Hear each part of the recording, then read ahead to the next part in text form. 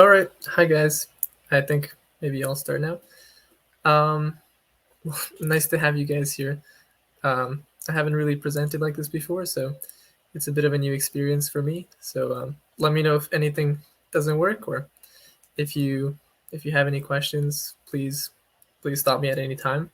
Um, I've had mixed reviews when I explain things to people. Sometimes they say that um, I'm really good, and other times they say I'm quite awful. So if understand something or want to know more about something, please feel free to stop me at any time.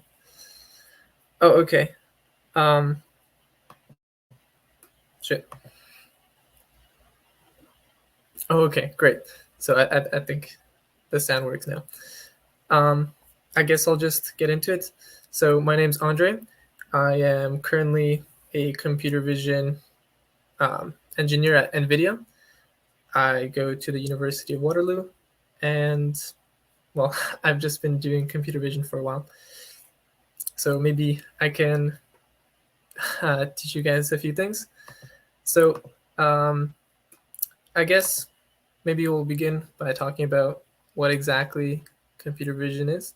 So computer vision is, well, exactly what the name says. It's getting computers to understand images or image-like media, and this is actually surprisingly useful in virtually all modern domains. So we all know about the like autonomous vehicles and self-driving cars because that's the hot thing right now. But actually, um, it's useful in a lot more than just self-driving cars. For example, there are self-driving or autonomous um, agriculture vehicles that, uh, or for example, um, other sorts of self-driving vehicles. For example, a few months ago, I was working with a self-driving vehicle that autonomously assesses neighborhood flood risk. So it's like a Google Street View type car, and it used computer vision to gather data about the neighborhood and assess the flood risk.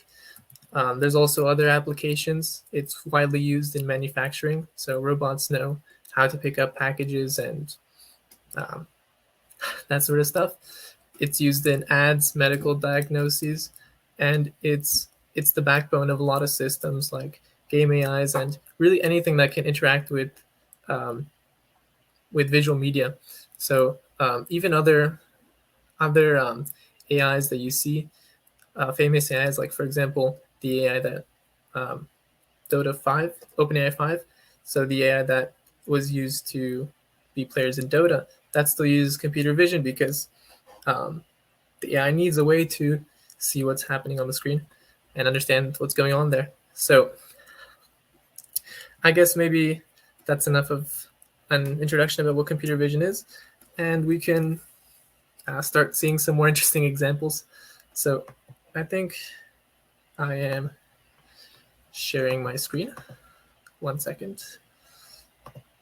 So I'll just share my entire screen. Oh, okay, so it is sharing. So I think the first thing I wanted to show you was how simple it is to just get started with computer vision. So I created a small demo about Face ID. So Face ID is, well, it's used in a lot of modern day laptops. It's soon going to be used in a lot of cars, and that's actually the sort of thing I'm working at NVIDIA, and it's just a pretty simple thing to get into. Um, so yeah, Face ID, I think most of you are aware of it. It's checking to see if people are the same. And yeah, so I guess I'll get started. So the main thing, one of the main things I wanted to show here is that how easy it is to get started with like a simple prototype machine learning or computer vision project. Um, there's actually a lot of really good packages and libraries out there that make it extremely easy to start. So um, the one I'll be using here is called DeepFace, and the way it works is so here I install it, and then it gives you a large library of, well, analyzing faces. It's made by Facebook, and I'll just give you a quick demo. So here I just import it. Here I set some image paths, and this is my LinkedIn picture. So say I want to check my resemblance to former President Barack Obama. Well, maybe I'm not so good at telling people apart, and I need some help distinguishing myself. So this is former President Barack Obama as reference, and say I want to know if I'm the same person as him. Well, it's literally as simple as running this one command. So I get an output using just deepface.verify. I give the 2 image paths and then a setting that's not really important. And then I can just look at the output, and well, it tells me I'm not the same person as Barack Obama, however unfortunate that is. So you can see it's really simple, and you can also get more information about what the output actually looks like, because you could tell me it tells me how dissimilar I am from Barack Obama. So I'm a distance of 0.8 out of 1 away from him, and then it tells you what it used to get that calculation. Yeah, so you can also actually do a lot more stuff than just this. You can also do things like analyzing a person's gender, race, emotion. So this is once again as simple as running a single command. So you see it's doing some calculations, and then when I run it, I look at. So this was run on my image, my LinkedIn photo, and it's telling me that I'm 24 years old, white, and have a neutral expression, and that I'm a man. So that's pretty close because I'm 20 years old. So it's a reasonable guess. And then once again, you can get more information about this. It thinks I'm a little bit Asian and that I have a slight, I am slightly disgusted in the photo. Maybe it's saying I'm disgusting. Anyways, then you can run the same thing on Barack Obama. You get that he's 30 years old, black, happy, and a man. So once again, pretty good. And just I wanted to show you how simple it is to just get started with a simple project, because this tool is, well, it's pretty powerful, but it's pretty easy to use, and it's a large library which has a lot more tools than just this. So I guess I'll check to see if there's any questions. I guess not. Or if there are, once again, just stop me at any time. I think I tend to ramble a bit sometimes. Okay, well, if not, then I guess I'll just continue showing you things that I think you might find interesting or helpful. So yeah, that's my plan. I just want to introduce you maybe to a few different topics, and hopefully you find one of them interesting at some point. Yeah, I can share the code I'll share all the code at the end.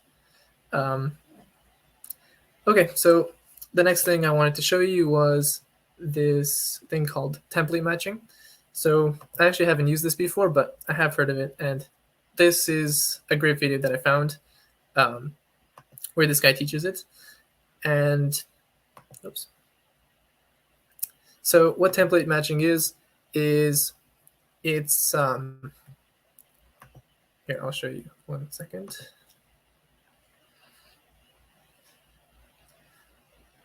Okay, well, what template matching is if you have an image, you take a rectangle and you just slide it across the entire image, and within that rectangle, you check that rectangle's similarity to the similarity to a base image that you have. So in the example that this guy shows, you see there's some wheat here in this game, and the goal at some point in the game you need to click on the wheat, right? So he took a screenshot of the wheat, and then he checks the similarity of the rectangle to the wheat. And so basically these areas here and the top, in the corners and all around, are going to have no similarity because there's no wheat. So the rectangle that it checks, the cropped section, is going to be very dissimilar. until it gets to the wheat, where it's going to have near perfect similarity. And so, because it has near perfect similarity, he found that that's the wheat tile, so that he can then program some functionality to click on the wheat. And so, this is also a really useful tool. Sorry. Oh, okay. Yeah, yeah. I can share the link in the chat. Yep. This is linked to the video. So it seems quite simple. What are some of the issues that you get into when building AI models using computer vision applications? Okay, that's a good question. So generally, it's pretty easy to get a prototype up and going, and it will work maybe, I don't know, 50 to 70% of the cases. But it's then really difficult to move into production and get it to work reliably. Um, in my experience, computer vision systems are always very finicky, and it just takes time to get it to work properly. In fact, even the deep face um, classification I showed you previously, it's not perfect. It's far from perfect. Sometimes you give it two very similar images and it tells you, it's not the same person. But even though it's made by Facebook AI, like a huge research team, so even they have trouble making very reliable systems, and I think that's just the challenge. Um, that's just the challenge with this field. But getting a prototype up and going is usually enough for like the early stages of a startup or a project or a hackathon. That's really all you need. So I guess yeah. So I guess I'll continue. Maybe so this template matching is useful if you have um, things where you need to find a certain button um, or a certain thing within your image, and the object is always going to be the same, right? Like in a video game, the shape of something is always the same, and so, or a button on a website is pretty much always the same, and so this is a simple solution if you ever need to get your robot to press a button or do something like that. You don't need overkill convolutional neural networks or anything like that. So yeah, no worries for the answer. So I guess maybe I'll introduce another topic. So when I started with computer vision, one of the things I personally found very interesting was k-means. So k-means is like a traditional machine learning clustering algorithm where you cluster a bunch of points into k different groups. So I guess the easiest way to show you is just with a demo. So basically what you can do is cluster all the colors in an image, and then you can, for example, if you have an image of colors, you can choose to cluster them in 1, 2, 3, 10 points, right? And so that's a way of splitting the image into its maybe 4 most dominant colors. So let me just show you an example. So this is my original image at the top, and it's just an image of a city. And then this is the image split into the 4 most dominant colors in the middle. And then this is the image split into 4 random colors in the middle. So this looks pretty, the bottom one looks pretty bad. The middle one looks okay, but it still looks kind of bad. So maybe we can try increasing the colors, maybe up to 10. And now we see that it's a pretty good representation. I mean, for 10 colors, it looks really, really similar to the original image, and the bottom image looks pretty bad. So I personally think that this is just a cool effect, and I've seen it before in stores or in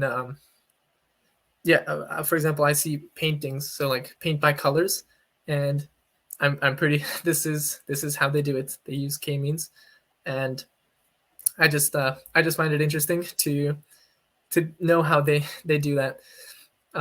Like when you walk into a store and knowing how they create a painting, because I used to think that it was just some person that's really good at mixing and matching colors and creating stylistic things, but in 99% of cases, it's just an algorithm. So I'll check for questions for a second. So is that program trying to recreate the original image by clustering k number of colors? Yeah, so what it does is it plots, you can imagine it plotting all the colors in 3D space. So each color would be plotted in a particular point in like three-dimensional space, where one axis is R, like red, blue, and then green, so like RGB. And so then you get like, there's a lot of different blues. So all the blues would kind of form a ball together, and then all the reds would form a ball together, and then you'd find like there's a really big cluster of blues, and then there's like a small like yellow. So you can ignore the yellow, and then maybe you'll select the color from the middle, the big blue cluster, and that will be one of your dominant colors. So those are the things you select. Does that answer the question? I don't know if that was the best explanation. Okay, well, I'm gonna assume it was good. If not, just type a clarification and I'll try again.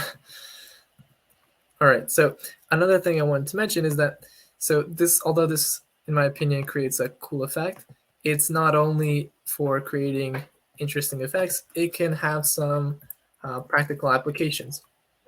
One application would be, for example, if you want to create a recommendation engine. Maybe people care about a recommendation engine that recommends houses to people or house interiors to people, right?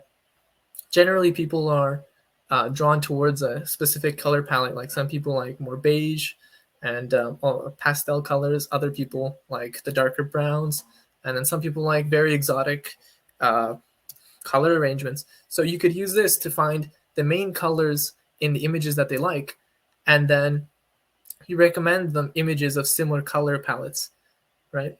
So that's a simple application. Another thing that you could do is use it to find objects in images. So here, this is an image of a London street with some, well, a low quality image, but with a red bus and some other things. So if you split it up into the 10 most dominant colors, you see that red appears. It doesn't look like a big difference here because it's low quality, so maybe I should have gotten a better image, but you see here that you can clearly see the red and the blue.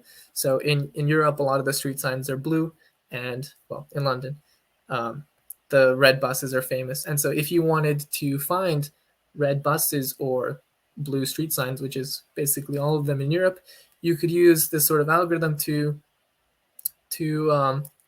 segment the image into its different colors and identify if there's a street sign or a bus somewhere.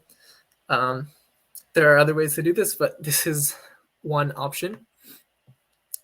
So I'll check again for some questions. Okay, so another question. So Andre, you have said that computer vision is not perfect or works 50 to 70% of the time. Have you reflected on what are the implications when it gets deployed in facial detection software, especially in law enforcement? What type of controls NVIDIA uses, or you have seen companies using so that wrong decisions do not get made? Yeah, so what I was saying about the 50 to 70% of the time is that when you create a rough, like your first prototype, it will work maybe 50 to 70% of the time, in 50 to 70% of the cases. Obviously, if you're deploying a face detection software for law enforcement or something else, you will need a higher accuracy. So there's two things I want to say. The first is that generally, well, almost always, machine learning algorithms are not trusted. So this is what my manager was talking to me about last summer, and he was saying, because we were working with a client that's where we had to make sorry predictions about what diseases newborn children have. And so that's something that you really don't want to mess up, right? You don't want to misdiagnose a small child and uh, give them the wrong thing, because that could be catastrophic, right? So he was saying that machine learning tools are really just an aid in most cases. So it's just a second opinion for the doctor. You don't want to rely on this stuff because um, there's so many ways it can go wrong. For example, it can, well, you could have made a mistake somewhere. Um, it could have just had a poor performance on something. Um, or more maliciously, there are adversarial attacks where people can specially craft inputs to get the your algorithm to come to just um, behave in a very incorrect way. For example, there's a famous example of where very good object detection systems that can detect what type of object is in the image, if given an image of a boat with some specially crafted noise, like to humans, it's still very, very clearly a boat. There's almost no difference. But if the algorithm sees that image after the noise has been added, it will be 100% certain that that boat is a cat. Right. So it's pretty easy to fool these networks in a lot of cases if you're very determined. So it's it's like an ongoing battle of, you know, who can the attackers fool the network better, or can the network overcome these. So this is an active area of research. And for example, one of my colleagues at NVIDIA is his job right now is to to detect these sort of attacks and uh, prevent people from unlocking your car with Face ID by using a photo or something like that. So it is an active area of research, and it just takes time to get that accuracy up. Yeah, it's definitely true. You need to be open about um, when you present your system. It's, you generally don't present it as this always works. It's like this works most of the time. It works pretty well, but don't trust it 100%. Okay, so I think maybe I can show you another example. So another, so as I was talking about before, with the k-means about um, finding the buses and the signs, using by splitting the image up into separate colors. Another way to do this, perhaps more simple, is using the HSV color space.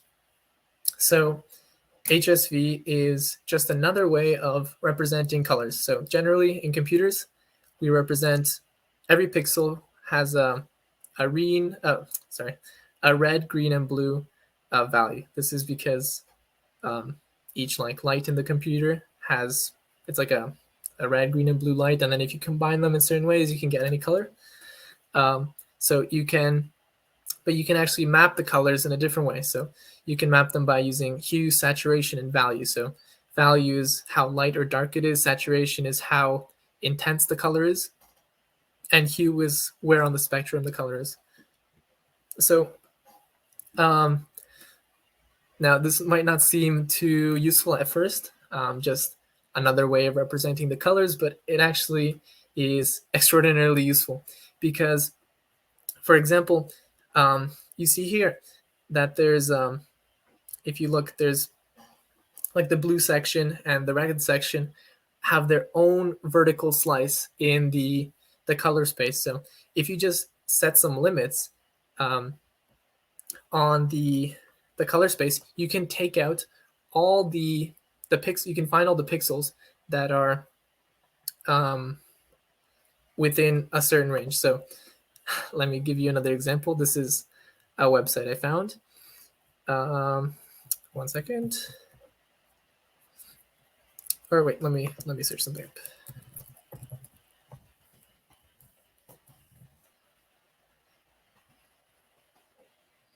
Okay, so this is actually something I worked on previously. Not this exact image, but one thing you could do is, for example, you could find all the ranges that a person, all the colors that are in a person's hand.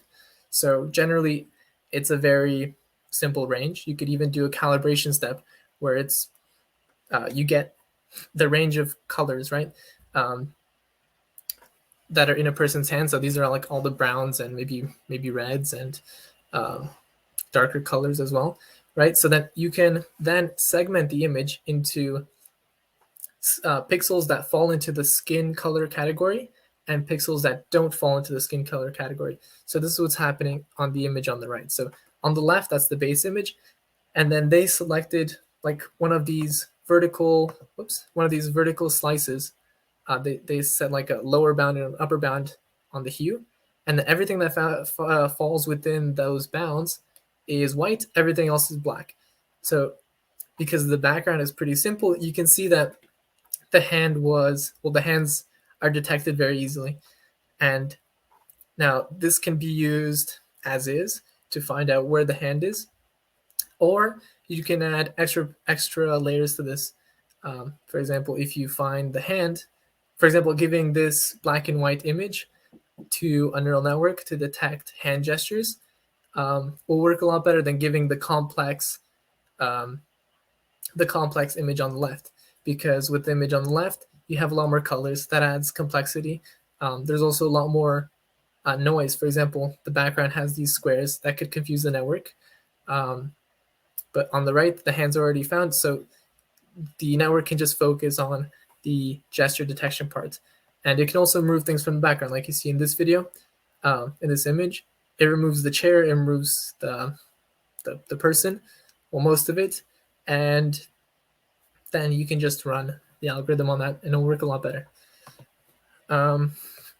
Just checking for questions one more time.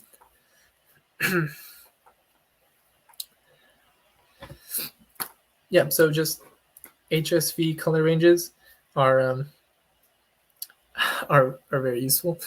I remember a while back I was filming some fish that are moving around in a artificial pond, and my goal was to track the movements of the fish and figure out um, if there are any patterns in their movement, stuff like schooling.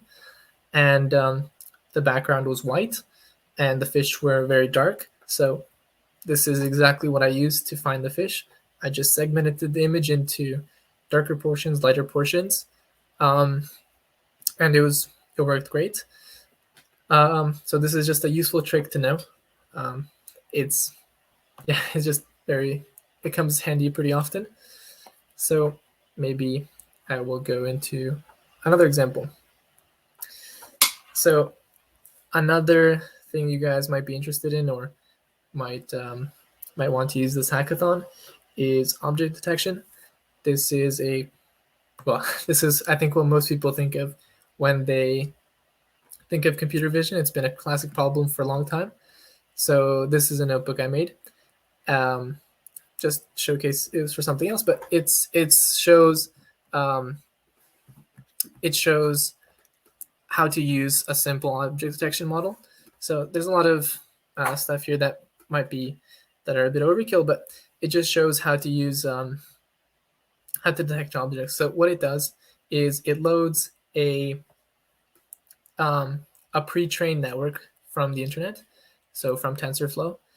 And this is generally what you're going to do because Google, Facebook, all these big companies, they have a lot more resources than we do to train their networks, and they train them on massive data sets that are difficult to work with, and we don't really have time to work with them.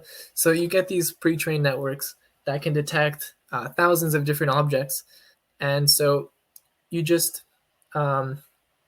use these instead of training your own, because they're probably going to work a lot better than what you make, and there's just no need to make your own. So you get these pre-trained ones from online, and then it's just a matter of figuring how to use them. So you can see here, if I run it on the image, it's capable, it finds trees. Um, trees.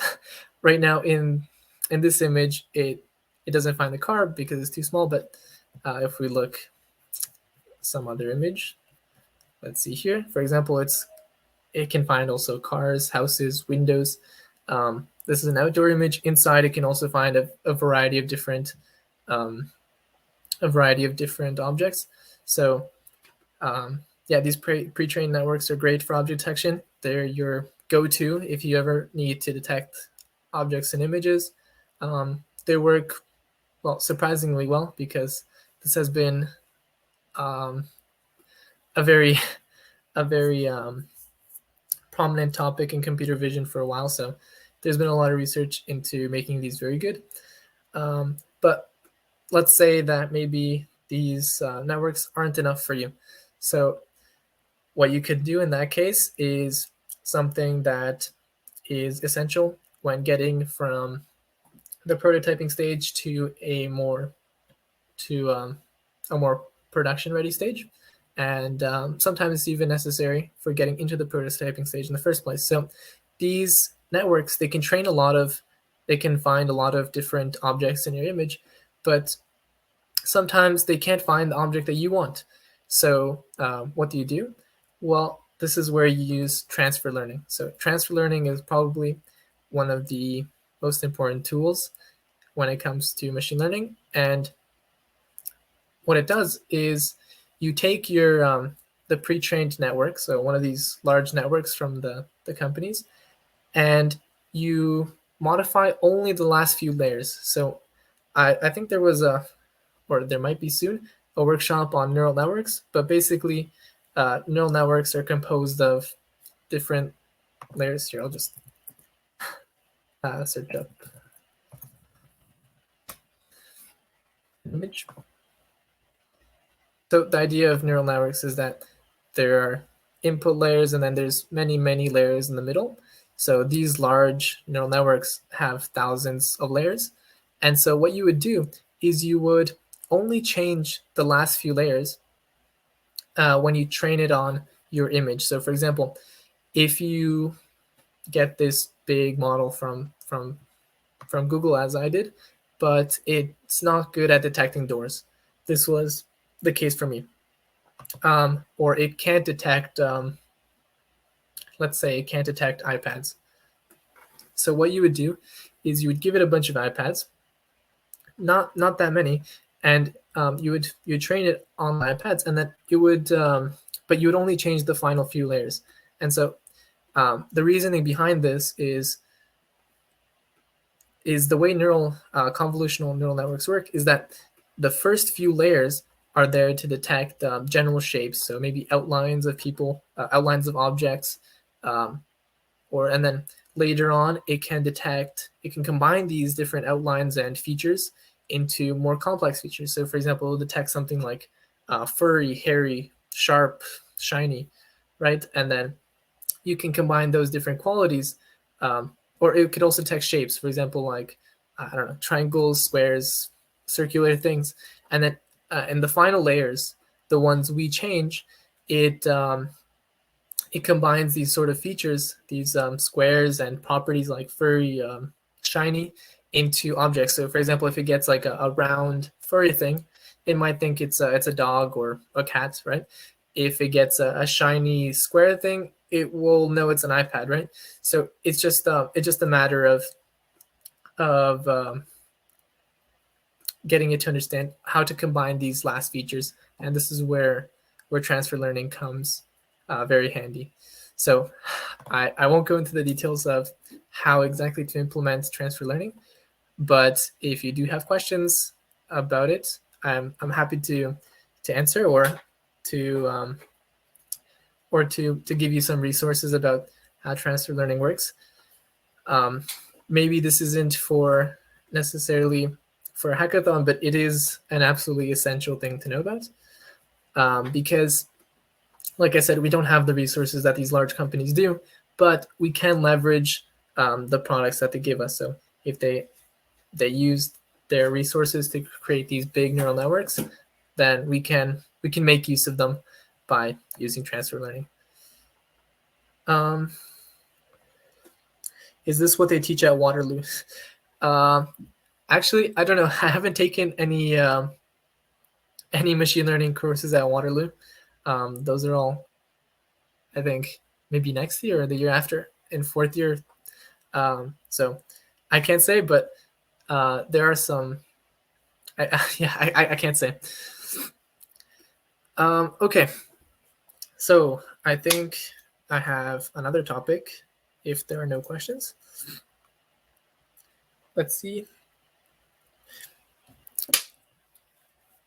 Okay, so the other thing I wanted to talk about was in painting. So this might seem a little biased, but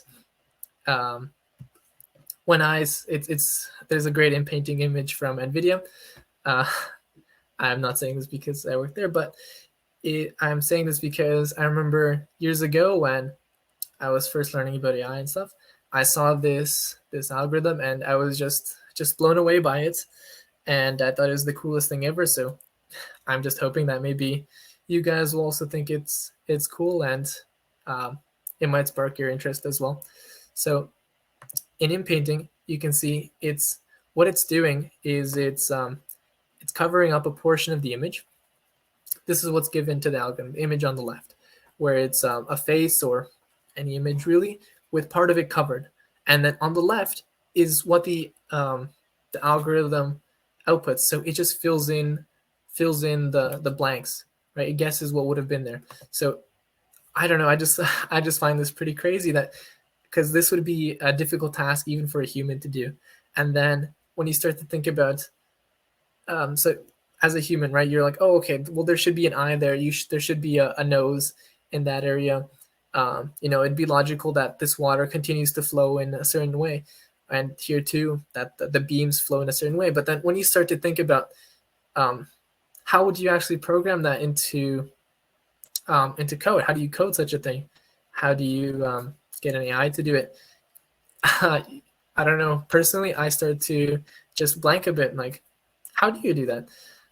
It's a challenging problem, and so the fact that it's able to do that so well, and this paper is very many years old, it's just amazing to me. So the way it's done is the model actually learns what faces generally look like or what images generally look like. It learns that on this example of this face that in that under some eyebrows in between like the hair above the mouth, there's their eyes, their nose, there's certain things that a face must have, and it also learns what noses and what eyes generally fit certain people. Like for example, if you drew some like a big Pinocchio nose on this lady, it doesn't seem to fit. It's not normal, right? And so what the model does is it in-paints what it thinks is normal. So yeah, this is just something that I find very interesting. If you're interested in this, or if you think it's useful for your project, I do have like a very simple implementation that might be useful for you. Yeah. Any questions?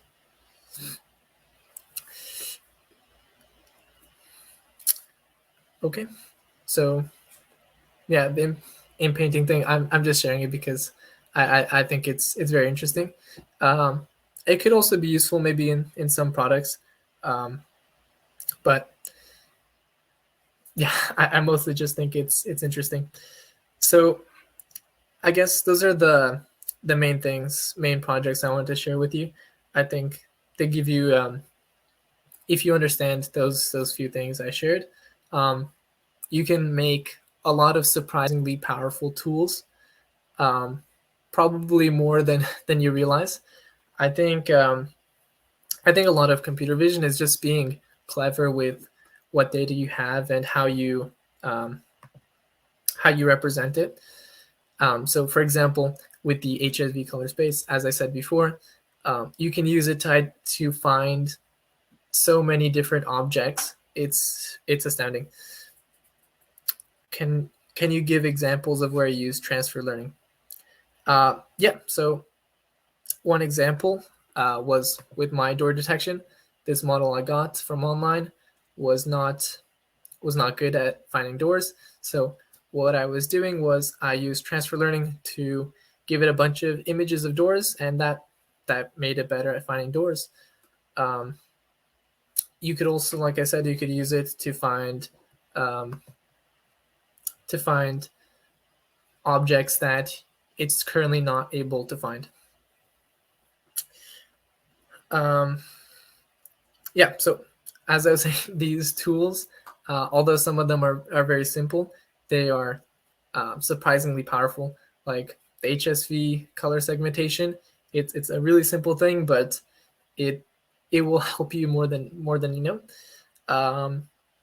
Similarly um, with the video I sent about um, what's it called, template matching, that's also really useful. So in the video, the guy makes a simple program in, I don't know, a few lines of code, where he beats one of those simple Facebook games where you have to click on a certain side of the screen to increase your score, and he absolutely smashes the record using just this simple algorithm. So computer vision seems pretty computationally heavy. Does this make it difficult to implement into hardware applications, example cars? Yeah, so it does. It is a problem. There are a few things that are done. There are custom made hardware that's easier to run. That makes it easier to run these computer vision softwares. Another thing is you can just use smaller networks. So as I showed you before, there's a lot of these algorithms use neural networks. So the bigger it gets, if you have a network that's thousands of layers long, it's going to be computationally heavy. But if you reduce it to 100, it will still work pretty well. Maybe 95% as well as the very large one, or 90% as well. Usually they work great as well, but it will be a fraction of the cost. Um, but for a lot of these simple things like splitting into HSV color range or the template matching, those are not computationally heavy at all. They're very simple. You can run them on a Raspberry Pi. Also, these smaller networks, you can run those on Raspberry Pi as well. Pretty not that demanding. And for your personal projects or for making prototypes, I forgot to mention this earlier, but you can use if I go back to my screen, you can use Google Colab or Kaggle. So this is what I wrote my small demo in. This is Google Colab. It offers you unlimited GPU usage. So GPUs are often the main ingredient that make these computations viable. So Google Colab offers you GPUs anytime, and it's 100% free. So it's a pretty great tool. I use it all the time. Kaggle does the same thing. It offers you 30 hours every week of GPU access. So that's also great because oftentimes you're not using more than 30 hours of GPU a week. So there's a lot of great tools out there to help you manage these computations. Um, Another thing I wanted to mention was if you're confused about a certain topic or you want to get more into or learn deeper about a certain topic in computer vision, I've personally found Andrew Ng's courses very, very helpful. So Andrew Ng is a famous machine learning researcher, and personally, those courses for me, especially in computer vision, have been great. Yes, I will link both him and the code at the end. So I think that's most of what I had to say. Maybe if you guys have any questions about anything, really, I'm happy to answer.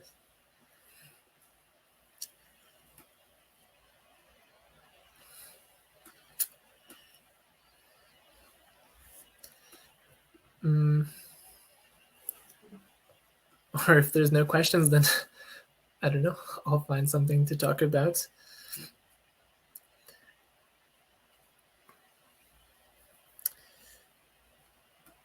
I know previously you guys mentioned, or somebody mentioned security. So an interesting thing about security is that there's this computer vision algorithm for object detection called YOLO. It's a funny name. A lot of papers have funny names, and so YOLO is probably the state of the art right now, and it was created years ago, but the actual creator of YOLO stopped working on it because the algorithm was being used by uh, well, the Chinese government to track people on the streets using street cameras, and so yeah, it's you can see that this technology can be used for both bad and good. It's just a tool, and you know, I thought it was an interesting fact. What is a good model for transfer learning for plant disease detection?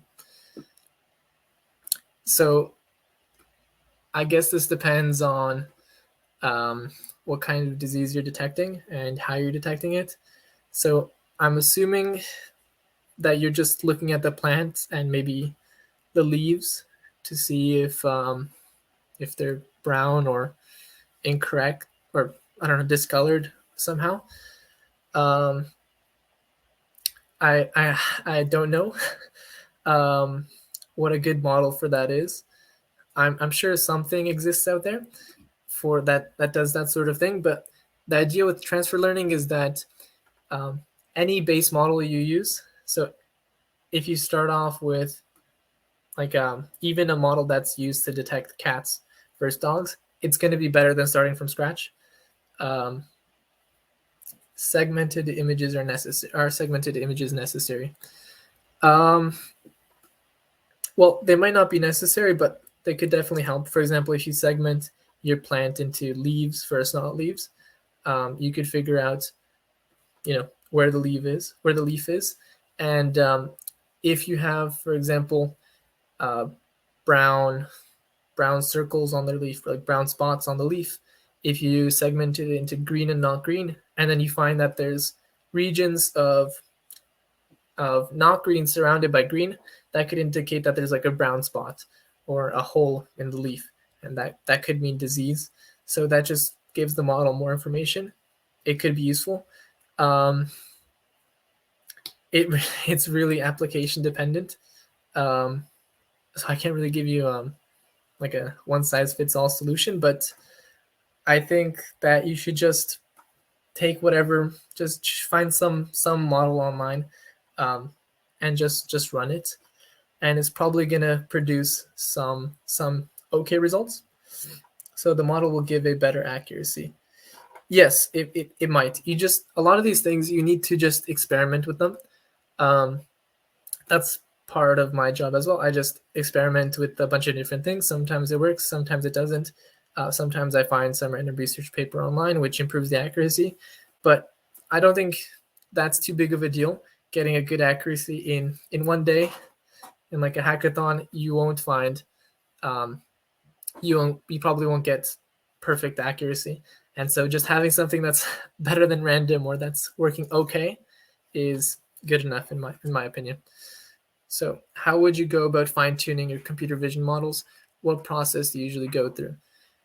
Um, well, fine tuning is when you find the correct training parameters, the optimal training parameters.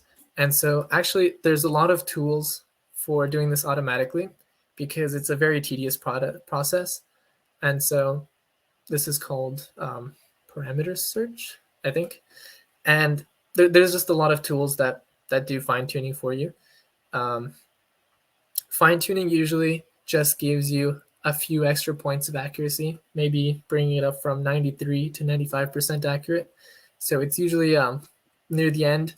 It's not super important, especially for in the prototype stage. Yeah, but basically, for a lot of things you can think of, there's a tool out there. Even for the segmentation and all that, you can do it with OpenCV or um, other tools online. You can just search how to do image segmentation, and I'm sure you'll find like 10 different tutorials. Yep. So, any other questions?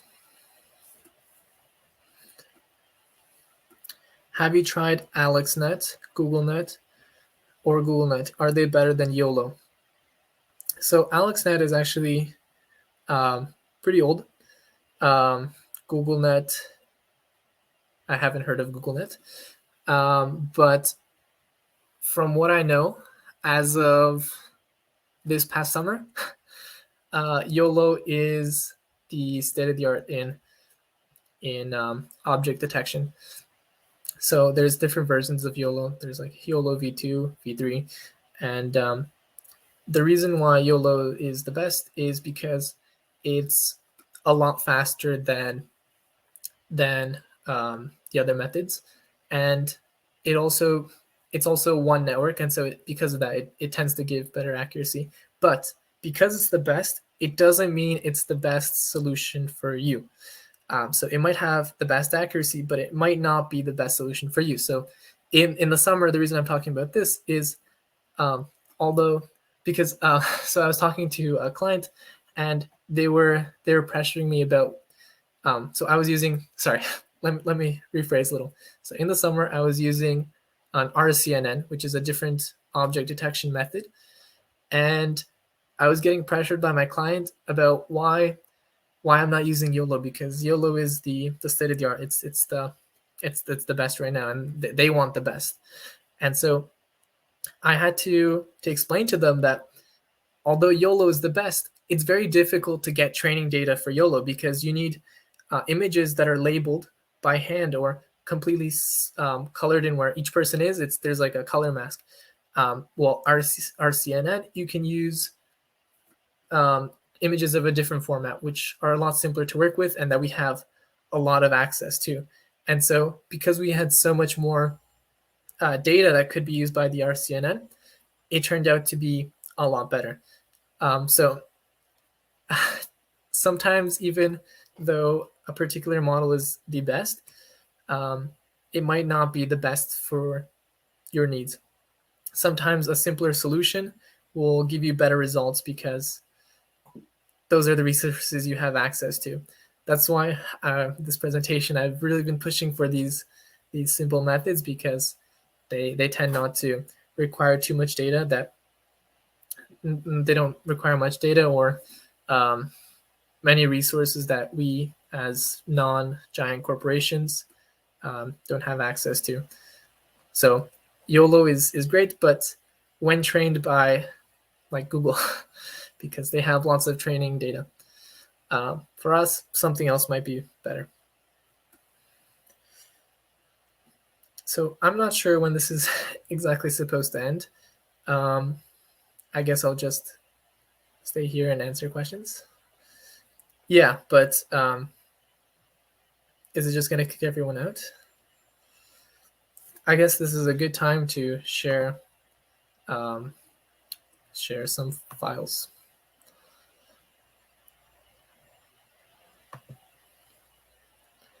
Okay, so this is a file to the deepfakes thing. I'll just resend the YouTube video as well. I'll send this as well. Oh, let's see. Is there a better way of annotating instead of using labeling? Labeling uses a lot of work. Yeah, so labeling is very time intensive, and so that's why we try to avoid it as much as we can. So a fun trick an interesting trick that I thought of a while ago was using images from Google Images.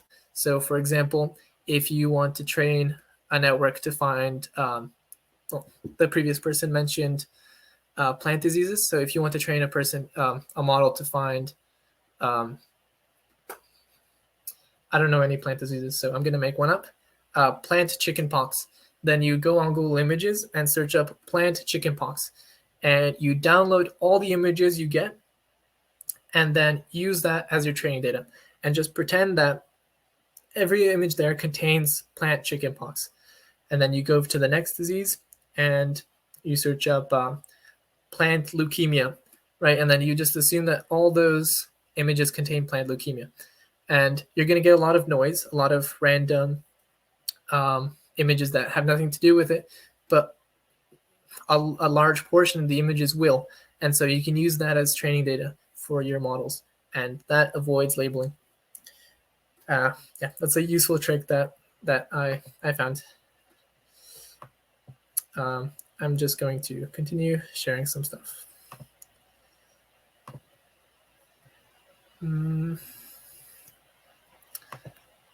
Let's see.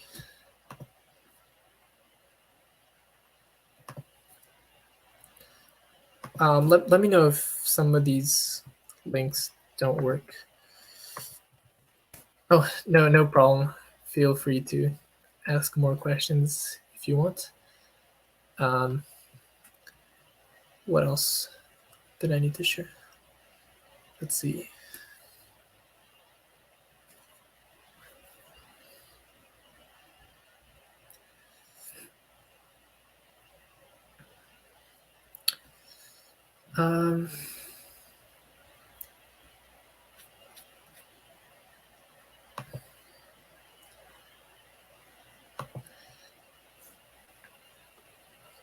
Oh, it doesn't give you access. Okay, let me change this.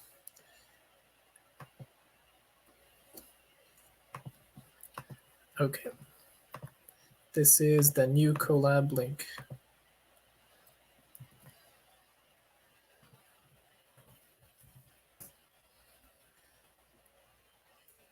So I think those were all the files.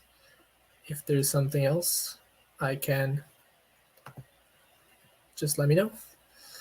I can share those too. Oh yeah. You guys wanted the Andrew Ng videos.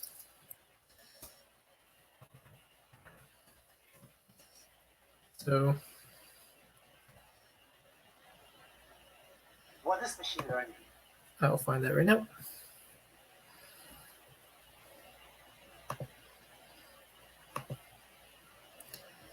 So this is just one video. Maybe it's a bit complicated, but this is one Andrew Ng video, and from there you can find all of the other ones. It's part of a playlist, I guess, or it's not, but deep learning AI, that's what it's called. That's what his company is called, and they have a lot of great videos.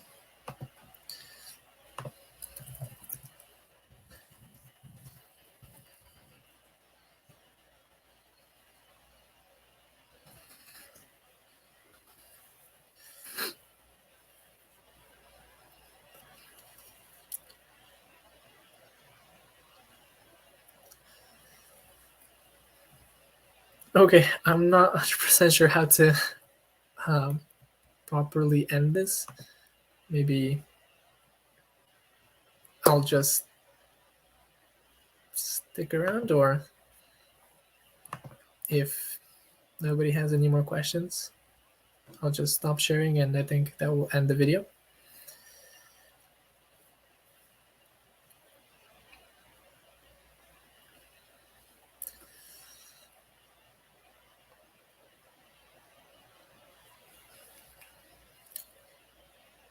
Yep, have a good day as well.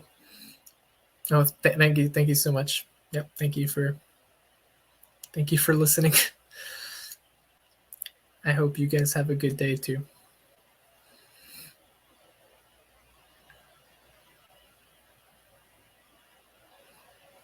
Okay, bye.